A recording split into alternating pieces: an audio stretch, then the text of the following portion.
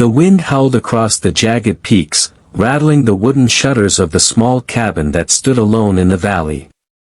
The place was as wild as the man who called it home, Elias Kane, a mountain man who had lived more years among wolves, snow, and silence than he had among people.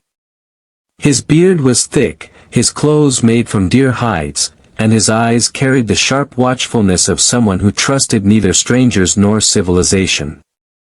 It was to him that Mary Whitfield's father delivered her, like one might deliver an animal that had strayed from its pen. She had been 19, frightened, and with child. Her father, a stern man of the frontier town, saw her condition not as a cry for compassion but as a stain on his family's name. She had broken his trust, defied his rules, and he would not have her shame him before the church and the neighbors.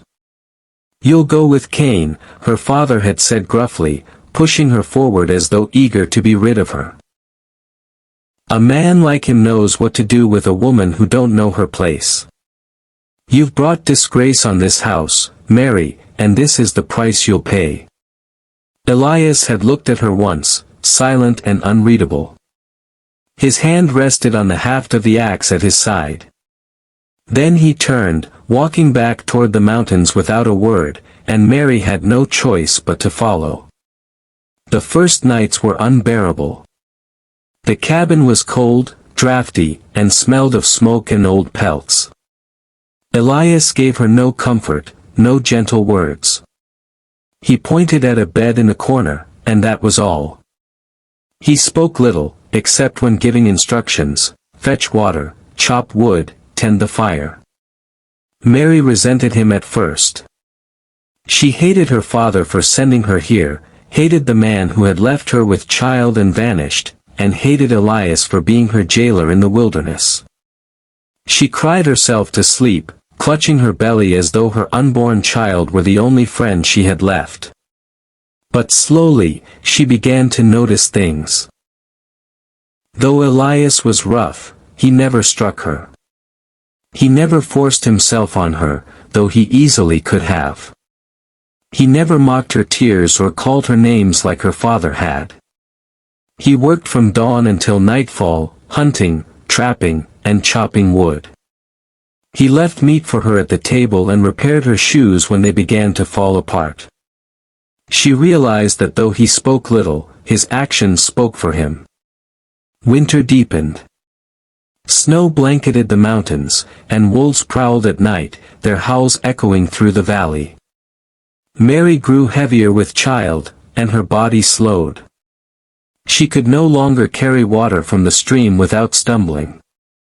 One evening, she tried and nearly fell on the ice. Elias caught her by the arm and steadied her. For the first time, she saw concern in his eyes. "You'll hurt yourself," he said, his voice low and gruff, but not unkind. "Stay by the fire." From then on, he took on her chores without complaint. He cooked simple stews, tended the fire, and even stitched crude but warm clothing for her from pelts. Mary began to see that beneath his harsh exterior was a man who understood care in his own way. One stormy night, she woke in pain. The baby was coming. She cried out, terrified, but Elias was there. His large hands, usually so capable of wielding axe and rifle, fumbled awkwardly as he tried to comfort her. He boiled water, tore clean cloths, and knelt by her side. Hours later, in the dim light of dawn, Mary brought her son into the world. Elias held the tiny child with surprising gentleness, his eyes soft in a way Mary had never imagined.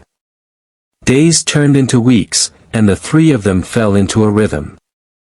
Elias built a cradle for the baby, rocking it with a tenderness that astonished Mary. He taught her how to snare rabbits, how to recognize which plants in the forest were safe to eat, how to listen for the signs of a storm. For the first time, Mary felt not like a burden or a sinner, but like a woman of worth. Elias never judged her for the child. He never asked about the man who had left her. To him, the baby was not a shame, but simply life, a life worth protecting. One evening, as the fire crackled and the baby slept, Mary asked him, "Why do you live out here, so far from people?" He stared into the flames for a long time before answering. "People take more than they give. Out here, it's just you, the land, and what you make of it. There's honesty in that." Mary understood. She, too, had been judged and cast out. But here in the wilderness, with Elias, she was no longer defined by her mistakes. She was simply herself. When spring came, Mary's father rode into the valley. He expected to see her broken, begging to be taken back. Instead, he found her stronger than ever, her child thriving, her cheeks bright with health. She stood beside Elias, no longer afraid. Her father sneered. "I see he hasn't beaten the rebellion out of you." Mary lifted her chin. "He's done more for me than you ever did. He gave me dignity when you gave me shame." Elias stepped forward, axe in hand, his presence enough to make the older man falter. Without another word, her father turned and rode away, leaving her to the life she had chosen. The years passed, and Mary grew to love the mountains, the seasons, the quiet strength of the man beside her. Elias never said the words out loud, but she knew he loved her too, in every deer he brought home, in every fire he kept burning, in every moment he cradled their child. Her punishment had become her salvation. Her father had sent her away to suffer. But in the arms of a mountain man, she had found something far greater than punishment. She had found respect, protection, and a love as fierce and enduring as the mountains themselves. And she knew, deep in her heart, that no one would ever treat her like Elias did.